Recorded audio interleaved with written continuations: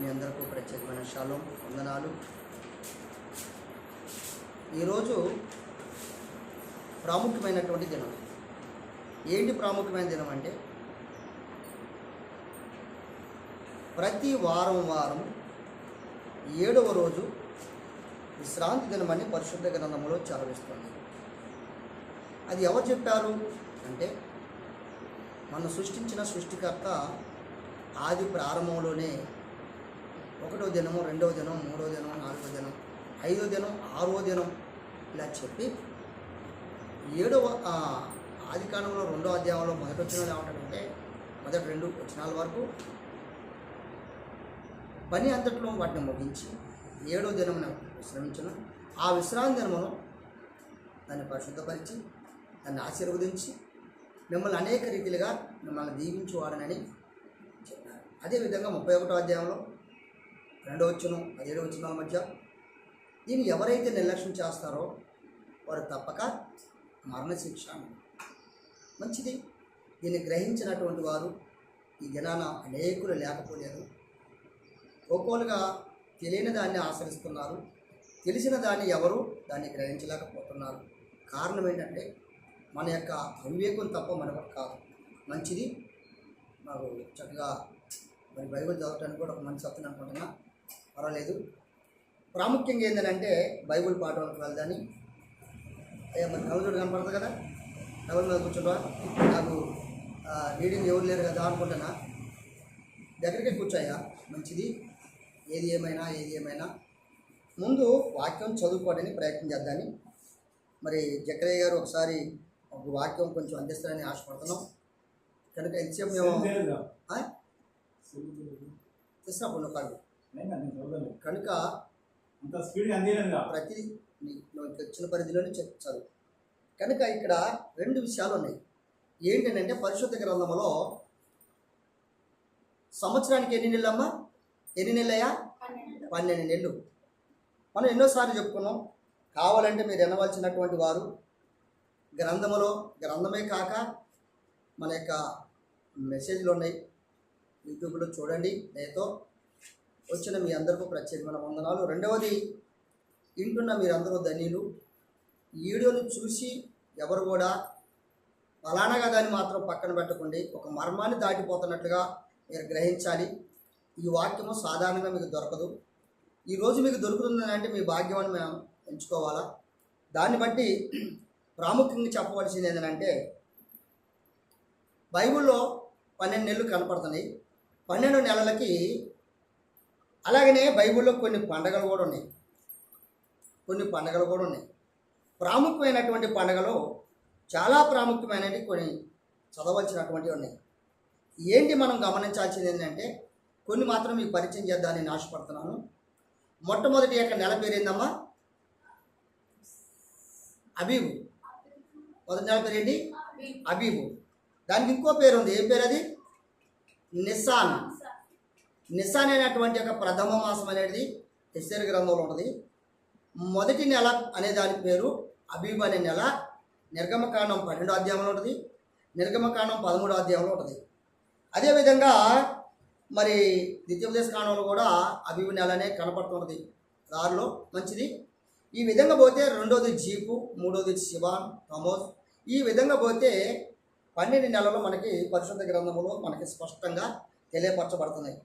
మొట్టమొదటి నెలలో మనకు వచ్చే అటువంటి యొక్క ప్రాముఖ్యమైనటువంటి ప్రథమ కార్యాలు ఏంటి అంటే, మొదటి నెల 14వ రోజున పస్కాను మన పూర్వీకులైనటువంటి వారు ఇశ్రాయేలు ప్రజలు ఐగుప్తు దేశంలో ఉన్నప్పుడు అక్కడ పస్కాను ఆచరించినట్లుగా పరిశుద్ధ గ్రంథంలో మనకు స్పష్టంగా తెలియపరచబడుతుంది. 15వ రోజు పులియన రొట్టెల పండుగ. ఈ పులియన రొట్టెల పండుగ అనేది పరిశుద్ధ గ్రంథంలో స్పష్టంగా మనం చూడగలం. దానికంటే ముందుగా ఒక మాట ఉంది. ఒక నెలలో 2 పండుగలు వస్తాయి. 2 పండుగలు ఏంటి? ఎక్కడ మీకు ఏమైనా ఐడియా ఉందా? మొదటి నెల 2 పండుగలు వస్తాయి. ఆ 2 పండుగలు ఏంటి? అబీబు నెల మొదటి నెలలో 2 పండుగలు వస్తాయి. ఏ పండుగలమ్మా? ఒకటి పస్కా, రెండవది పులియన రొట్టెల పండుగ. ఒకటి పస్కా పండుగ, రెండవది పులియన రొట్టెల పండుగ. మరి ఈ పస్కాకు పులియన రొట్టెల పండుగ సంబంధం ఏంటి, తేడా ఏంటి అని చూస్తే అన్నిటికీ సంబంధం లేకుండా ఏ ఒకటి లేదు. ఇకపోతే జీప్ అనేబడిన రెండవ నెలలో ఏం ఉండదు. మూడవ నెల అనగా అబీబ్, నిసాన్, జీప్ అబీబ్, అలాగనే జీప్, సివాన్, తమోజ్ అనేటువంటి ఈ విధంగా చెప్పబడినటువంటి నెలల్లో మూడవ నెల సివాన్ అనబడేటువంటి మూడవ నెలలో ఒక మాట ఉంది. ఏంటి ఆ మాట అంటే, మూడవ నెల 6వ తారీఖున, మళ్ళా చెప్తున్నా, మూడవ నెల సివాన్ అనబడినటువంటి మూడవ నెల, జీప్ అనబడిన రెండో నెల కాదు, సివాన్ అనబడినటువంటి మూడో నెలలో 6వ తారీఖు మనకి పెంతుకొస్తు పండుగ వస్తుంది. పెంతుకొస్తు పండుగ అంటే ఏంటి? పెంతుకొస్తు అంటే ఏంటి? పెంతుకొస్తు అంటే ఏంటి తెలవదా? చాలాసార్లు చదువుకున్నాం కదా మనం. ఒకసారి చదువుకుందానా? చూడండి, లేవ్యకాండము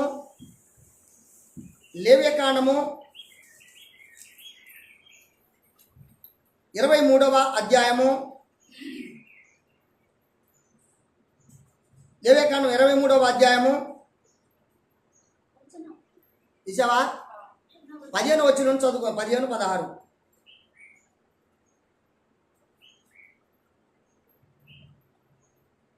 తీసారా? లేట్ చెప్పకుండా చదవండి. మీరు విశ్రాంతి దినమునకు మరునాడు మొదలుకొని అనగా అల్లాడించు పన్నాను మీరు తెచ్చిన దినము మొదలుకొని 7 వారములు లెక్కింపవలెను. లెక్కకు తక్కువ కాకుండా 7 వారములు. హల్లెలూయా. ఇక్కడ బాగానే ఉంది. తర్వాత 16, 7వ విశ్రాంతి దినము 7వ విశ్రాంతి దినం వరకు మీరు 50 దినములు లెక్కించి యావేకు కోత పండుగతో నైవేద్యమును అర్పింపవలెను. పరమ తండ్రి స్తోత్రం. ఇక్కడ ఏం చెప్పాడు? ఇక్కడ ఎక్కడి నుంచి లెక్కేయమన్నాడు అక్కడ అంటే, పస్కా ప్రారంభము కాదు, పస్కా పండుగకు ఇక్కడ ఒక సిద్ధపాటు ఉంది. ఏంటని అంటే, ఆ సిద్ధపాటు చూద్దాం ఒకసారి. ఎక్కడ పన్నాన్ని తెచ్చారు, ఏ రోజు తెచ్చారు, ఎక్కడి నుంచి తెచ్చారు చూద్దాం ఒకసారి. ద్వితీయోపదేశ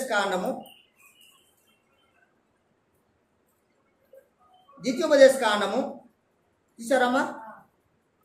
16వ అధ్యాయము 9వ వచనం.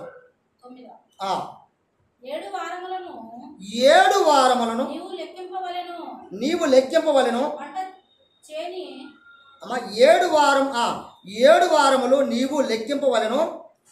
పంట చేని పైని కొడవలి మొదట వేసినది మొదలుకొని 7 వారములు లెక్కింపవలెను. చాలు.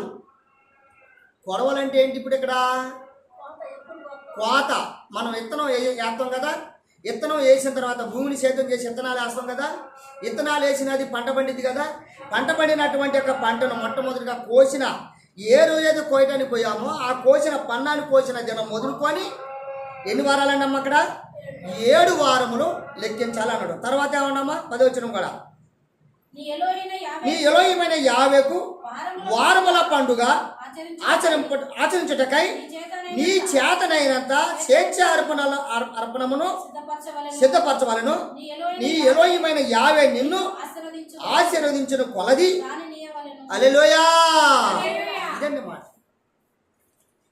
ఇదేం పండగ అట? పెంతెకొస్తు అనే పండగ ఏంటట? కోత పండగ. కోత పండగ అంటే ఏం కోత? ప్రథమ ఫలముల పంట. ప్రథమ ఫలముల పంట అంటే ఏంటి? ప్రథమ అంటే మొట్టమొదటి పంట. అది ఇశ్రాయేలు ప్రజలు ఐగుప్తు దేశం నుండి ఏ దినమున నుండి అయితే వారు బయటికి వెళ్ళారో ఎక్కడ పస్కా ఆచరించారో పస్కా ఆచరించి వారు బయలుదేరినటువంటి దినం మొదలుకొని వారు వచ్చినటువంటి యొక్క లెక్కకు ఇక్కడ ఏర్పాటు చేశారు. అదే వచ్చిన నాడు మొదలుకొని వారు చేయవలసినటువంటి యొక్క ఏదైతే ఉందో ఆ లెక్క ప్రకారంగా వీరు వివరించినటువంటి వివరణ ఏంటని అంటే గమనించాల్సినటువంటి అవసరత మనకు ఉంది. లేవియ కాండము చూడండి ఒకసారి. లేవియ కాండము కొంచెం స్పీడ్గా ఉండండి. 23వ అధ్యాయము 17వ వచనం చూడండి ఒకసారి. మీరు మీ నివాసములలో నుండి తూముల్లో 2 10వ వంతుల పిండి గల 2 రొట్టెలను అల్లాడించు అర్పణముగా తేవలెను. వాటిని గోధుమ పిండితోనూ చేసి పులియబెట్టి కాలవలను. అవి యావేకు ప్రథమ ఫలముల పండుగ. పరమతండ్రి స్తోత్రం. ఇదే పండుగ అట, ప్రథమ ఫలముల పండుగ. ఏం చేయాలట ఇక్కడ 7 వారములు లెక్కించి ఏం చేయాలట, ఇక్కడ 2 రొట్టెలను చేసి అల్లాడించి అర్పణముగా తేవాలని వాటిని గోధుమ పిండితోని వాటిని పులియబెట్టి వాటిని కాల్చి యావే సన్నిధికి ప్రథమ ఫలముల పండుగగా తేవాల. ప్రథమ ఫలం ఎట్లయింది? ఏ విషయంలో ప్రథమ ఫలము? ఎక్కడైనా చెప్పండి. ఏ విషయంలో ప్రథమ ఫలం ఇది అంటే గమనించాలి. ఇక్కడ ఇశ్రాయేలు ప్రజలు బయలుదేరినప్పుడు వారు ఏ విధంగా ఉన్నారు అంటే ఐగుప్తు దేశం నుండి అనేక కొంత సామాగ్రి పట్టుకొని వచ్చారండి. అనేక సామాగ్రి పట్టుకొని వచ్చారు. అనేక సామాగ్రి పట్టుకొని వచ్చినప్పుడు కొంతకాలం వరకు వారు ఏం చేశారు, కొనసాగించారు, తిన్నారు, అంత అయిపోయింది. 2వ సంవత్సరం మళ్ళీ మొదటి నెలకి పస్కా చేశారు. పస్కా చేసిన మరునాడు నుండి లెక్కేసుకుంటే 50వ రోజు వరకు మరలా కొత్త పంట ప్రారంభమైంది. అది ఆ పంట 50 వేసినటువంటి వీళ్ళు వేసిన పంట కాదు, ప్రథమ పంట. ఇశ్రాయేలు ప్రజలు ఐగుప్తు దేశం నుండి బయటకు వచ్చిన తర్వాత మొట్టమొదటిగా పండింపబడినటువంటి పంటే ప్రథమ ఫలముల పంట. ఆ పంటను మొట్టమొదటిగా ఆ పనను కోసుకొని వచ్చిన దినాన ఆ పనను కోసుకొని ఎక్కడ తేవాలట, 50 మందిరాన్ని తీసుకొచ్చి యాజకుని చేత ఆ పంటను అట్ట మందిరములో అల్లాడించవలసినటువంటి ఒక చట్టం ఉందంట. ఆ ప్రకారంగా చేయవలసినటువంటి ఒక మాటను బట్టి ఆ విధంగా చేసి దాన్ని ఏం చేయాలట, దంచి విసిరి రొట్టె తయారు చేసి దాన్ని అర్పణముగా ప్రథమ ఫలముల అర్పణముగా చేయవాలన్నట. ఇది ప్రథమ ఫలముల పండుగ. దీనికి ఎన్ని పేర్లు ఉన్నాయి? 3 పేర్లు ఉన్నాయి. ప్రథమ ఫలముల పండుగ, వారముల పండుగ, పెంతెకొస్తు పండుగ. 3 పేర్లు దానికి. ఈ పండుగకు 3 పేర్లు ఉన్నాయి. అయితే మరి ఏంటయ్యా అంటే పస్కా ఏ దినం మొదలు పెట్టావో, పస్కా ఎప్పుడు చేయాలి, పస్కా ఏ రోజు చేయాలో ఈ పరిశుద్ధ గ్రంథములో ఇవ్వవలసినటువంటి చట్టం ఏదైతే ఉందో ఈ వాక్యము నిర్ణయించిన లెక్క ప్రకారంగా ధర్మశాస్త్ర గ్రంథములో లెక్క ప్రకారం రాయబడిన వాక్యము లెక్క ప్రకారంగా వారు నియమింపబడినటువంటి లెక్క ప్రకారంగా దాన్ని ఏర్పాటు చేశారు. ఆ విధంగా 50వ రోజు వరకు ఏర్పాటైన తరువాత 7 వారములు అన్నాడు కదా అక్కడ. 7 వారములు అంటే 7 ఏళ్ళు 49 రోజులు సంపూర్ణమై మరునాడు 50వ రోజున ఆ రోజు పరమతండ్రి ఆకాశం నుండి దిగి వచ్చినటువంటి యొక్క సమయము. అదే సమయం దాన్ని ఏమంటారంటే చూద్దాం ఒకసారి చూద్దాం. చూడండి, ముందు దానికంటే ముందు యోహాను సువార్త 14వ అధ్యాయము, యోహాను సువార్త 14వ అధ్యాయము 16వ వచనం చదవండి ఒకసారి. నేను చదువుతాను చూడండి. నేను తండ్రిని వేడుకొందును, మీ యొద్ద ఎల్లప్పుడూ ఉండుటకై ఆయన ఏరొక ఆదరణకర్తను అనగా సత్య స్వరూపి అయిన ఆత్మను హల్లెలూయా ఎప్పుడు ఇస్తారట? నేను వెళ్తున్నాను, ఇదిగో 14 అంటాడు అక్కడ, ఇదిగో నేను వెళ్ళుచున్నాను, మీ కొరకు ఒక స్థలము నేను సిద్ధపాటు చేయడానికి వెళ్తున్నాను అని చెప్పాడు. ముందుగానే చెప్పాడు. తర్వాత నేను వెళ్ళిన తర్వాత మీకు సిద్ధపాటు నా పని పక్కన పెట్టండి. మళ్ళీ తర్వాత రెండో మాట ఏంటంటే, నేను ఎలాగనైతే ఉన్నానో మీతో పాటు అలాగనే మీతో పాటు ఎల్లప్పుడూ ఆదరణ అంటే ఆదరించేవాడు, తోడుండేవాడు, రక్షించేవాడు, ప్రోత్సహించేవాడు, కర్త అనేవాడు ఒక ఆయన మీ కొరకు ఆయన లోకానికి రానై ఉన్నాడని చెప్పి ముందుగానే తెలియపరిచినటువంటి మాట. అప్పుడు ఈయన మెస్సీ వారు మనుషుల చేత పస్కా దినమున పట్టబడి, కొట్టబడి, చంపబడి, అలాగనే పాతి పెట్టబడి 3వ రోజు లేచిన తరువాత ఆయన కొంతకాలం మధ్యలో మన అందరి మధ్య సంచరించి అరోహణమైనది మొదలుకొని లేచిన మొదలుకొని 50వ రోజు వరకు ఈ విధంగా మెస్సియా పరలోకానికి వెళ్ళి ఏ మహిమ శరీరంతో వెళ్ళాడో అదే మహిమ శరీరంతో ఆత్మరూపములో భూమి మీదకి దిగి వచ్చాడట. ఏ విధంగా వచ్చాడో చూద్దాం. అపోస్తల కార్యము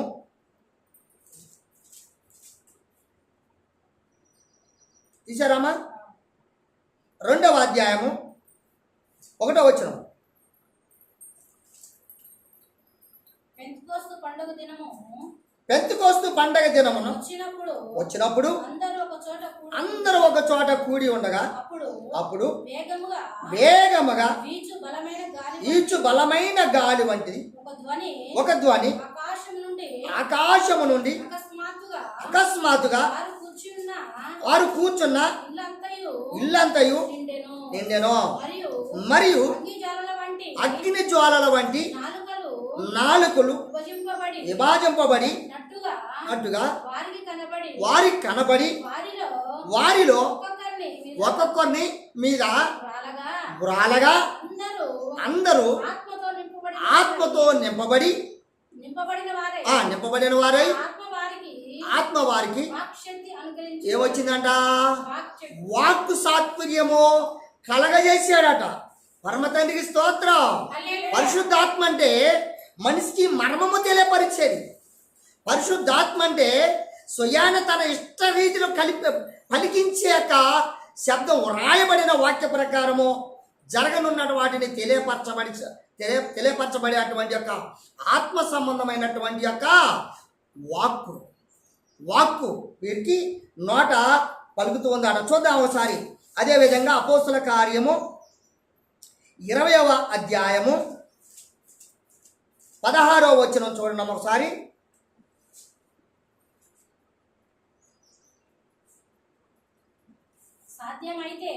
బాగా గమనించాలి. ఇక్కడ 20వ అధ్యాయం 16వ వచనము. సాధ్యమైతే పెంతెకోస్తు దినమున యెరూషలేములో ఉండవలనని పౌలు త్వరపడుచుండెను గనుక అతడు ఆసియాలో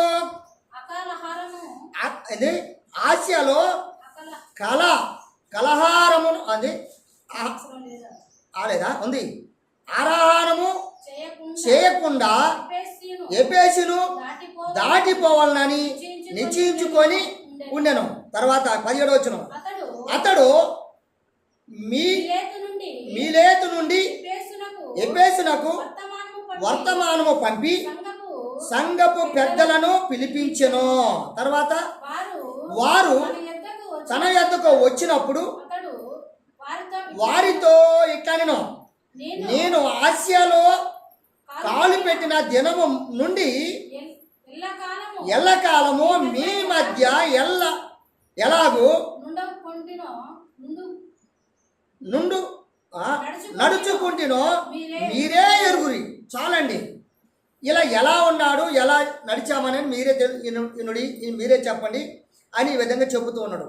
వీరు చెప్పినటువంటి మాట, ఇక్కడ చెప్పబడినటువంటి వాక్యము సాధ్యమైతే పెంతెకోస్తు దినమన్నట.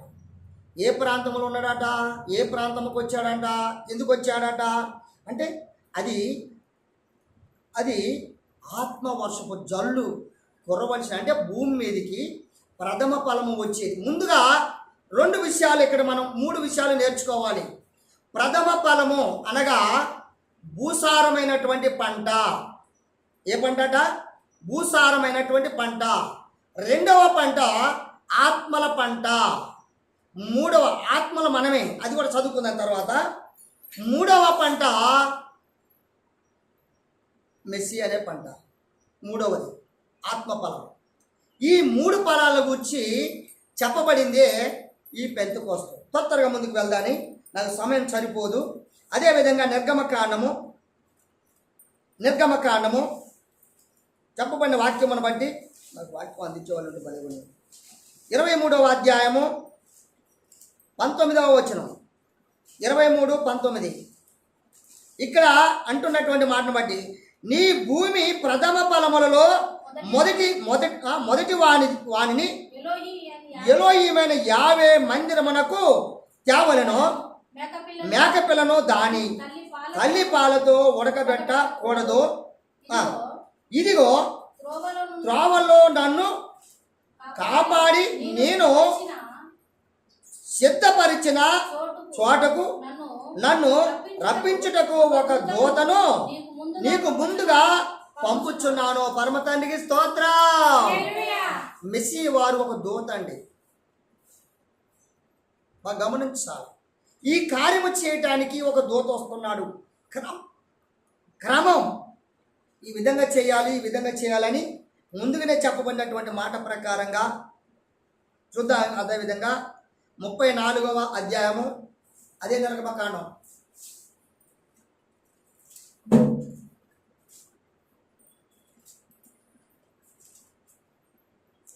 34వ అధ్యాయము తీసావమ్మా.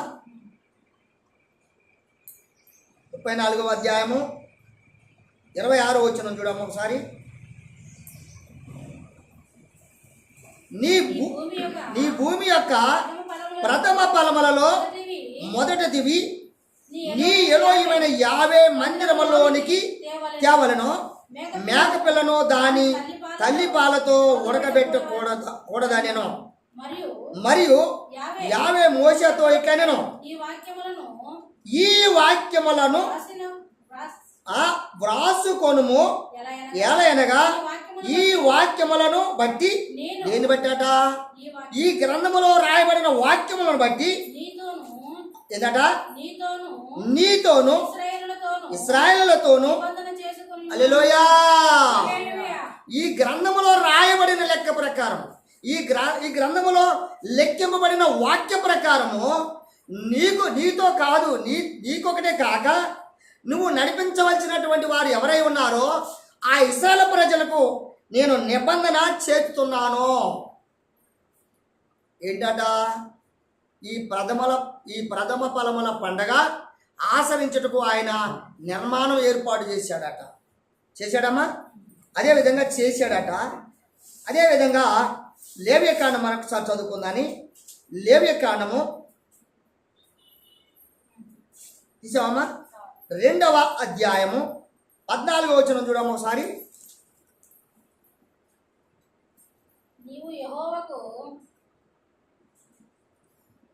నీవు యావేకు ప్రథమ ఫలముల నైవేద్యమును చేయునప్పుడు సారమైన భూమిలో పుట్టిన పచ్చని వెన్నుల్లోని ఓచ బియ్యములను వేయించి విసిరి నీ ప్రథమ ఫలముల నైవేద్యముగా అర్పింపవలెను. పరమ తండ్రి స్తోత్రం. ఇప్పుడట ఇశ్రాయేలు ప్రజలందరూ ఎలా చేశారట? పెంతెకోస్తు పండగ, ప్రథమ ఫలముల పండగ చేయటానికి వారు తొలుసులు అంటే మొట్టమొదటి ఇశ్రాయేలు ప్రజలు ఐగుప్తు దేశం నుండి వారు స్వతంత్రంగా యావే సన్నిధి పిలిపించవలసినటువంటి రాజ్యానికి బయలుదేరినటువంటి ప్రాంతములో ఎక్కడైతే చేరి ఉన్నారో, ఎక్కడికైతే వచ్చారో ఆ ప్రాంతంలో యావే పండించిన మొట్టమొదటి భూసారమైనటువంటి పంటలో నుండి తీయబడిన పంటలో మొట్టమొదటిగా దాన్ని ప్రథమ ఫలముల పండగ ఏర్పాటు చేశారట. అవునంటారా కాదంటారా? ఏర్పాటు చేశారట. చూద్దాం ఒకసారి. సంఖ్యాకాండము త్వరగా వెళ్ళిపోదాని. సంఖ్యాకాండము 8వ అధ్యాయము 16వ వచనమును చదువుకుందాం ఒకసారి. 16. ఇశ్రాయేలులో వారు నా వశము చేయబడిన వారు తొలిసూరి అయిన ప్రతి వానికి అనగా ఇశ్రాయేలులో ప్రథమ సంతానం అంతటికి ప్రతిగా వారిని నేను తీసుకొని ఉన్నాను. పరమ తండ్రికి స్తోత్రం. ఇక్కడ ఒకటి ఆగాలి మనం. ఇక్కడ భూసారమైనటువంటి పంట నుండి ఏం చేశాడట జకరియా గారు? భూసారమైన పంట నుండి ప్రథమ ఫలమ యొక్క అర్పణముగా తీసుకున్నాడట. రెండోది ఏం చేశాడట? నీ సంతానములో నుండి ప్రథమ సంతానమును ఏం చేశాడట? ప్రథమ సంతానమును నాకు ఫలించే ఫలముగా ఏర్పాటు కొరకు వీరిని నేను ఏర్పాటు చేసుకున్నది కొలది నాకు ఇవ్వబలెను. అందుకొరకే నేను ముందుగానే చెప్పాను. ఏమన్నాను? ప్రథమ ఫలముల పండగ, వారముల పండగ, పెంతెకొస్తు పండగ అంటే 3 విధానాలు ఉన్నాయి. ఈ పండగకి 3 పేర్లు ఉన్నాయి, 3 విధానాలు ఉన్నాయి. ఏంటట? ఒకటి, ప్రథమ ఫలములు అనబడిన దానికి 7 వారములు లెక్కించవలసినటువంటి దాంట. 7 వారముల మరునాడు వచ్చే 50వ దినమున వచ్చేది.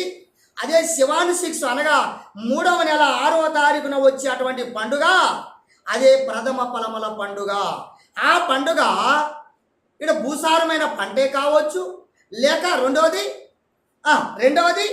చదివినగా ఇప్పుడు ఇశ్రాయేల్లోని వారు నా వశమున చేయబడిన వారు తొలిసూలి అయిన ప్రతి వానికి అనగా ఇశ్రాయేలులో ప్రధాన సంతతంతటికి ప్రతిగా వారిని నేను తీసుకొని ఉన్నాను. రెండోది వచ్చింది ఇక్కడ. ఒకటి పంటను ఇవ్వాలన్నట. రెండోది మనుషుల యొక్క సంతానములను, కుటుంబ సంతానములను ఇవ్వాలన్నట. అదేవిధంగా వీరు వచ్చినటువంటి వారు ఏం చేయాలట? ఈ ప్రథమ సంతానముగా వచ్చినటువంటి వారు ఏం చేయాలన్నట? ఏ విధంగా చేయాలో చూద్దాం ఒకసారి. 18వ అధ్యాయము, అందులోనే సంఖ్యాకాండము 18వ అధ్యాయము 12 నుంచి చదువుకుందాం. ఇక్కడ వారు యావేకు అర్పించు వారి ప్రథమ ఫలముల అనగా నూనెలో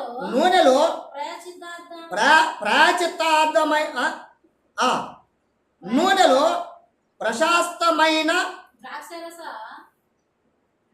అంతయు ద్రాక్షారస ధాన్యములోను ప్రశస్తమైనదంతయు నీకిచ్చి తిని. 13 అంటాడు, వారు తమ దేశపు పంటలన్నిటిలో యావేకు తెచ్చు ప్రథమ ఫలముల అని అవి యాగును. నీ ఇంటిలోని పవిత్రులందరూ వాటిని తినవచ్చును. పరమ తండ్రికి స్తోత్రం. పవిత్రమైనటువంటి వారు మాత్రమే వాటిని తినాలనంట. పవిత్రమైనటువంటి వారు మాత్రమే తినాలనంట. అదేవిధంగా అంటాడు, చూద్దాం ఒకసారి. అదే సంఖ్యాకాండము 9వ అధ్యాయము 1 నుంచి చదువుకుంటూ పోదాం. ఇక్కడ అంటున్నమాట, ఐగుప్తు దేశములో నుండి వారు వచ్చిన తరువాత 2వ సంవత్సరము మొదటి నెల, బాగా గమనించాలి. ఇక్కడ మొదటి నెలలో యావే సినాయి అరణ్యమందు మోషేకు ఇలాగూ సెలవిచ్చెను, ఇశ్రాయేలు పస్కా పండుగను దాని నియామక కాలములను ఆచరింపవలెను. దాని నియామక కాలములను అనగా ఈ నెల 14వ దినమున సాయంకాలమందు దానిని ఆచరింపవలెను. దాని కట్టడాలన్నింటినీ బట్టి, దాని విధులన్నింటిని బట్టి మీరు దానిని ఆచరింపవలెను. తర్వాత కాబట్టి మోషే పస్కా పండుగను ఆచరింపవలనని ఇశ్రాయేలుతో చెప్పగా వారు సినాయి అరణ్యమందు మొదటి నెల 15వ ఎప్పుడంట ఇది మొదటి నెల 15వ దినమున సాయంకాలమందు పస్కా పండుగను సామాగ్రిని సిద్ధపరుచుకొనిరి. యావే మోషేకు ఆజ్ఞాపించిన ఏందట సమస్తమును ఇశ్రాయేలును అతడు చెప్పినట్లే చేసిరి. కొందరు నరాశ్యములను సర్లే అమ్మాయి అది వదిలిపెట్టలే, అది కూడా పసకా దినానికి సంబంధించిందే. అలా అపవిత్రమైన దాన్ని ముట్టుకొని కొంతమంది విధంగా జరిగినటువంటి విషయాలు మనకు కనపడతా ఉంది. అదేవిధంగా తొత్తరగా వెళ్ళిపోదాని నెహెమ్యా గ్రంథము హెజ్రా తర్వాత నెహెమ్యా గ్రంథము 10వ అధ్యాయము 35వ వచనం తీసారమ్మా. మరియు మా భూమి యొక్క ప్రథమ ఫలములను సకల వృక్షముల ప్రథమ ఫలములను ప్రతి సంవత్సరమును ప్రభు మందిరమునకు మేము తీసుకొని వచ్చినట్లుగా నిర్ణయించుకుంటుమి. మా కుమారులో జ్యేష్ఠ పుత్రులను మా పశువుల్లో తొలుసులను. ఇది బాగా గమనించాలా. ధర్మశాస్త్రమందు రాయబడినట్టు మా మందల్లో తొలుసులను మన ఎలోహిమైన మందిరములో సేవ చేయు యాజకుల యొద్దకు మేము తీసుకొని వచ్చినట్లుగా. హల్లెలూయా. ఇదండి ఎన్ని రకాలు ఇచ్చారట.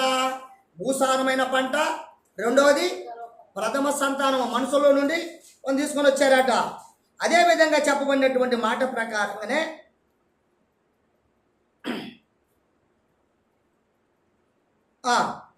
అదేవిధంగా చెప్పబడినటువంటి మాట ప్రకారమే మనకిచ్చినటువంటి నిర్ణయం చొప్పున మనం చేయవలసినటువంటి ఆలోచన ప్రకారం ఇంకోటి ఏంటంటే చూద్దాం ఒకసారి. లేవే కాండము 19వ అధ్యాయం 23, 26 వచనం వరకు చూసుకుందాం ఒకసారి. మీరు ఆ దేశమునకు వచ్చి ఆహారమునకై నానా విధములైన చెట్లను నాటినప్పుడు వాటి పండ్లను పవిత్రముగా ఎంచవలెను. వాటి కాపు మీకు ఎక్కువగా ఉండునట్లు అవి 3 సంవత్సరముల వరకు మీకు అపవిత్రముగా ఉండవలెను. వాటిని హల్లెలూయా వాటిని తినకూడదు. తర్వాత 4వ సంవత్సరమున వాటి ఫలములన్నిటిని యావేకు ప్రతిష్ఠితమైన స్తుతియాగా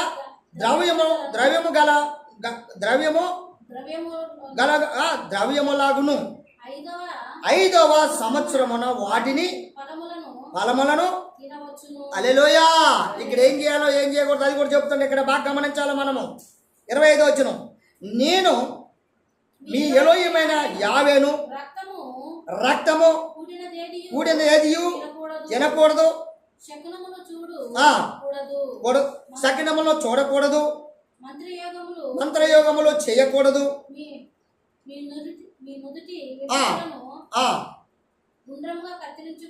చాలండి. మనుషులు ఉండవలసినటువంటి క్రమం చెబుతా ఉన్నాడు. ఈ పండగ ఆచరించవలసినటువంటి ప్రథమ ఏర్పాట్లో ఉన్నటువంటి వారుగా ఉన్నవారిని మాత్రమే ఈ విధంగా చేయాలని చెబుతూ వచ్చాడు. సరే, ఇంతవరకు బాగానే ఉంది. భూసారమైనటువంటిది ఏ విధంగా ఎప్పుడు ఎలా చేయాలో ఇంతవరకు మనం చెప్పుకుంటూ వచ్చాము. 2 విధాలుగా. ఒకటి భూపంట, రెండవది పశువుల్లో తొలిసూలి, రెండవది మనుషుల్లో నుండి తొలిసూలి. ఈ విధమైన ప్రథమ ఫలములుగా అర్పించాలంటే 2 విధాలుగా వచ్చింది. ఇక 3వ విధానికి వెళ్తాయి. సామెతల గ్రంథము త్వరగా వెళ్ళిపోదని. సామెతల గ్రంథము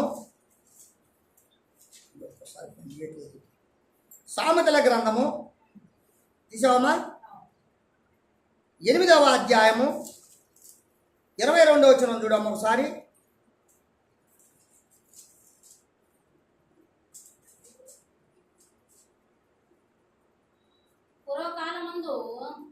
పూర్వకాలమందు తన సృష్టి ఆరంభమున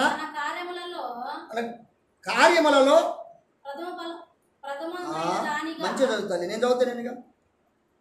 పూర్వకాలమందు తన సృష్టి ఆరంభమున తన కార్యములలో ప్రథమమైన దానిగా యావే నన్ను కలగజేశాను. ఎవరు చేశాడండి? సృష్టి ఆరంభములోనే ఎవరు కలగజేశాడట?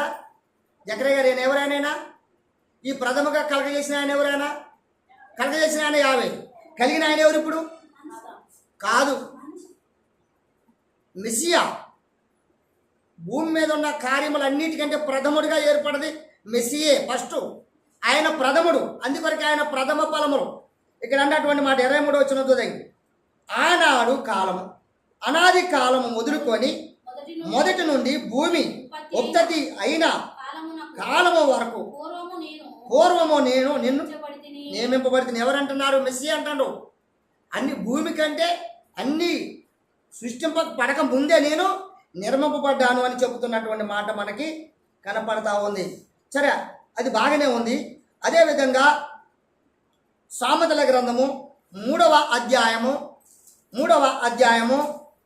19వ వచనం చూద్దాం. జ్ఞానము వలన యావే భూమిని స్థాపించును, వివేచన వలన ఆయన ఆకాశం విశాలమును స్థిరపరచును. ఇక్కడ ఒక మాట గమనించాలి. ఈ కార్యములన్నీ ఎవరు చేశారు? యావే తండ్రి చేశాడు. యోబు గ్రంథము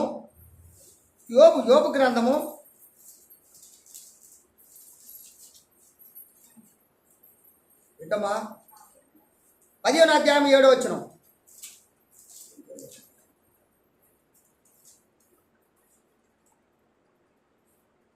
యోబు గ్రంథము తీసావమ్మా? మొదట పుట్టిన పురుషుడవు నీవేనా? నీవు పర్వతములకు ముందుగా పుట్టినవాడవా? నీవు ఎలోహిము ఆలోచనలను సభలో చేరున్నవాడవా? ఇక్కడ బాగా గమనించాలా. చూసారా ఆయన ఏమడుగుతున్నారో?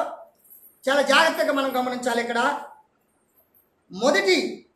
మొదట పుట్టిన పురుషుడవు నీవేనా? నీవు పర్వతములకు ముందుగా పుట్టినవాడవు నీవేనా? అంటే పర్వతములు, భూమి, ఆకాశం పుట్టక ముందు మెస్సియా వారు పుట్టినవాడు కాదా? ఏనే ప్రథమ ఫలము. అందుకొరకే దీన్ని ఏమంటారంటే ప్రథమ ఫలముల పండుగ. దాన్నే పెంతుకోస్తు, దాన్నే వారముల పండుగ. మరి ఏమని చెప్తున్నారయ్యా అందరూ? నిజంగా దీనికి ఒక సాధారణమైనటువంటి లెక్కలో సాగదీసి దాని అంశమంతా భంగం చేసి నానా విధాలుగా కొట్టుకుంటూ చెప్పుకోవాల్సిన అదేనా? దాని యొక్క సరైనటువంటి మూలన రాదా? లెక్కలకు నేను గొప్ప నాకు జ్ఞానం ఉంది, ఇదే నా జ్ఞానం. మానవుడి జ్ఞానం ఎర్రి జ్ఞానం. ఒక ఆయన అంటాడు నాకంటే ఎక్కువ జ్ఞానం గలవాడు లేడు. అందుకే మెస్సియా వారిని అంటున్నారు. మీరు పర్వతముల పుట్టక మునుపు నువ్వు పుట్టావా? వాటికంటే ముందు ఉన్నవాడు నీవు ఉన్నావా? చూడండి, ఏంటి ఇదంతా? నాకుంది జ్ఞానము, నేను జ్ఞానిని, నాకుంది జ్ఞానము, నేను జ్ఞాని. ఏంది జ్ఞానము? ఎటిది జ్ఞానము? చూడవలసినటువంటి ఆలోచన మనకు లేకపోలేదు. అందుకొరకే ఒక మాట చెప్పాడు. చూద్దాం ఒకసారి. రోమపత్రిక త్వరగా వెళ్ళిపోదాని. రోమపత్రిక అపోస్తలుడైనటువంటి పౌలు గారు రాసినటువంటి పుస్తకంలో నుండి 8వ అధ్యాయం 23వ వచనం చూద్దాం. అంతేకాదు ఆత్మ యొక్క ప్రథమ ఫలముల నొందిన మనము కూడా పుత్రము కొరకు అనగా మన దేహము యొక్క విమోచన కొరకు కనిపెట్టుచు మనలో మనము హల్లెలూయా. ఇదండి మాట. ప్రథమ ఫలముగా ఉండాలి అంటే నీ ధ్యేయము ఏం చేయబడాలంట? విమోచింపబడాలంట, మార్పు చెందాలంట. అంటే పరమ తండ్రి రాజ్యానికి నువ్వు ప్రథములుగా ఉండాలంట. ప్రథములుగా ఉండాల్సినటువంటి అవసరత కలిగి ఉన్నదన్నటువంటి విషయాన్ని మనకి తెలియపరచబడుతున్నటువంటి మాట కనపడుతుంది. చూద్దాం. అదేవిధంగా 8వ అధ్యాయము, అందులోనే 8వ అధ్యాయము 16వ వచనం. మనము ఎలోహిము పిల్లలమని ఆత్మ తానే మన మన ఆత్మతో కూడా సాక్ష్యమిచ్చు. హల్లెలూయా. హల్లెలూయా. మనము ఎవరు పిల్లలమంట? దేవుని పిల్లలం అని ఎవరు చెప్తున్నారు? ఆత్మ ఆత్మతో సాక్షి. అంటే దేవుని యొక్క ఆత్మతో సాక్ష్యం ఇస్తున్నది. మరి నువ్వెవరు సాక్ష్యం ఇవ్వబోతున్నావు? సమాజానికి ఏం చెప్దాం అనుకున్నావు? మెసేజ్ ఏమి ఇద్దాం అనుకుంటున్నావు? అసలు ఏం చెప్తున్నావు? వాక్యం అసలు ఏం నేర్చుకుంటున్నారు? అసలు వాక్యము ఏం చదువుతున్నారు? అసలు వాక్యాలు నిజంగా యాషువ మెస్సీయ వారు ప్రథమ పంట. యాషువ మెస్సీయ వారు మన దేహములను దేని కొరకట? మన దేహములు దేని కొరకట? చదువుకున్నాం కదమ్మా. మళ్ళా చదవండి, రాలే మీకు 8:16. మనం ఎలోహిము పిల్లలము, ఆత్మ తానే మన ఆత్మతో కూడా సాక్ష్యమిచ్చుచున్నాడు. ఆ, మనము ఆ, పిల్లలమైతే ఆ, వారసులము అనగా ఆ, ఎలోహి వారసులము. ఇది అదేవిధంగా 26వ వచనం కూడా ఒకసారి చూడు, 8లోనే. అట్టువలే ఆత్మయు మన బలహీనతను చూచి సహాయము చేయుచున్నాడు. ఎలయనగా మనము యుక్తముగా ఎలాగూ ప్రార్థన చేయవలనో మనకు తెలియలేదు, కానీ ఉచ్చరింప శక్యము కాని మూలుగలతో ఆ ఆత్మ తానే మన పక్షముగా విజ్ఞాపనము చేయుచున్నాడు. పరమ తండ్రికి స్తోత్రం. ఏం చేయడానికి లేరట? ప్రార్థన చేయడానికి లేకపోయారట. తర్వాత ఏం చెప్పాడు అక్కడ? మన బలహీనతలు కలిగి ఉన్నామంట.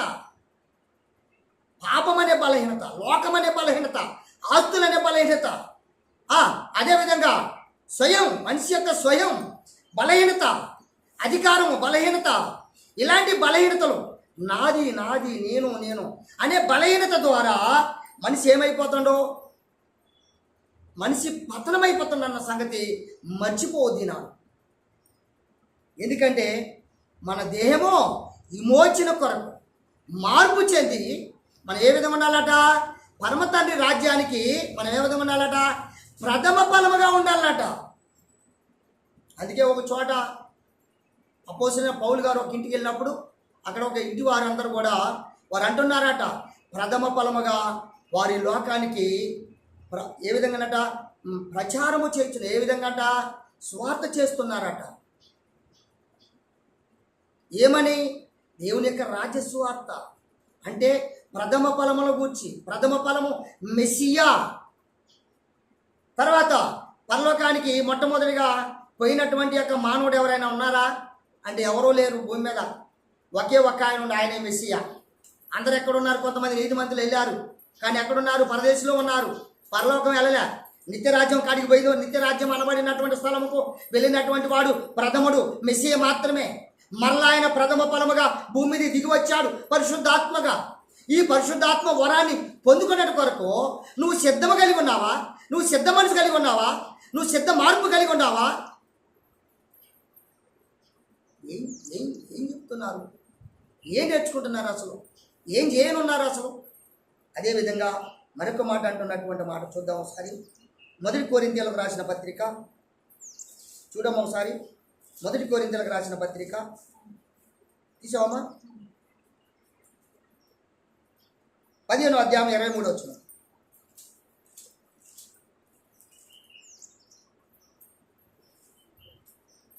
తీసావమ్మా? ప్రతి వాడును 23 అంతే. ప్రతి వాడును తన వరుసలోనే బ్రతికింపబడును. ప్రథమ ఫలము క్రీస్తు తర్వాత యాషో వచ్చినప్పుడు ఆయన వారు బ్రతికింపబడును. అమ్మా అక్షరాలు బ్రతికింపబడుదురు. అలా చదువుతండి. అక్షరాలు మింగబాకుండమ్మా. చదువు వచ్చినటువంటి వారంగా ఉండాలి. చదువు రాకపోయినా నిజంగా ధన్యులం. వాక్యము రాకపోయినా చదువుతున్నాము అంటే దానికి ఉన్న ముఖ్యమైనటువంటి సమర్పణ అనేది దేవుని ప్రేరేపణ కలిగి ఉండాలి. ఎందుకైనా దేనికైనా. ఇక్కడ అంటున్నటువంటి మాట, ప్రతిదానికి ఒక విధానమైన సాక్ష్యం లేకలేదు. మనుషుడు ప్రతిదానికి ఒక రుజువు కలిగి ఉండాలన్నట. రుజువు ఎలాంటి రుజువు కలిగి ఉండాలన్నట ఇక్కడ చెప్తుండే అదే మాట. 15వ అధ్యాయము 23వ వచనం. అమ్మా నువ్వు అక్షరాలు మింగుతున్నావు ఎందుకురా చదవటం, నేను చదువుతున్నాను.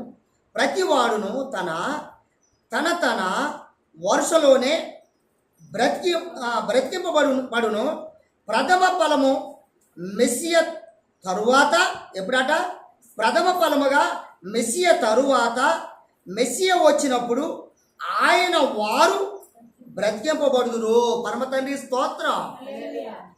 ప్రథమ ఫలముగా బ్రతికింపబడతారట, ప్రథమ ఫలముగా బ్రతికి ఉంటారనే సంగతి ఇక్కడ స్పష్టంగా తెలియపరచబడుతున్నటువంటి వాక్యం కనపడతా ఉంది. 20వ వచనం కూడా చూడండి. ఇప్పుడైతే నిద్రించిన వారిలో ప్రథమ ఫలముగా మెస్సియా మృతుల్లో నుండి లేపబడి ఉన్నాడు. మనుషుని ద్వారా మరణము వచ్చెను గనుక మనుషుని ద్వారానే మృతులు పునరుత్థానమును కలిగెను. ఇది అన్నమాట. చూసారా? అందుకొరకు మనము చెప్పుకోవాల్సినటువంటిది ఒక విధానము, ప్రతిదానికి నేర్చుకోవాల్సినటువంటి దాన్ని నేర్చుకోవాలి. నేర్చుకోలేనటువంటిది దేని చేయకూడదు దాన్ని చేయకూడదు, తప్ప మరొకటి కాదు. అందుకే ప్రథమ ఫలముల పండుగ బైబిల్లో తెలవదు, ప్రథమ ఫలముల పండుగ తెలవదు, పెంతెకోస్తు తెలవదు, వారములు తెలవదు, తర్వాత ఇంకా ఎన్నో తెలవదు. బైబిల్ ఇంకేం తెలవదు, పులియ రొట్టెల పండుగ తెలవదు, తర్వాత పెంతెకోస్తు తెలవదు, అదే సారీ పర్ణశాల తెలవదు, తర్వాత ఇంకా సొంగపుతోని తెలవదు, ప్రాయచిత్తార్థమైంది తెలవదు. ఇంకేం తెలుసు మరి? బైబిల్లో ఉన్నాయి తెలవదు, బైబిల్లో లేని తెలుసు. బైబిల్లో ఉన్నాయి తెలవదు, బైబిల్లో లేని తెలవదు. బైబిల్లో లేని తెలుసు, బైబిల్లో ఉన్న వాటిని బోధించరు, బైబిల్లో లేని వాటిని మాత్రం బోధించడానికి ఇష్టపడతారు. దయతో ఈ యొక్క వీడియో వింటున్న ప్రతి వారు కూడా జాగ్రత్తగా చివరి వరకు వింటే సబ్జెక్ట్ మీకు కొంత అర్థమైందని నేను భావిస్తూ మీ అందరికీ నా సహృదయంతో మీకు వందనాలు తెలియపరుస్తూ ఈ సమయాన్ని ముగిస్తున్నాను.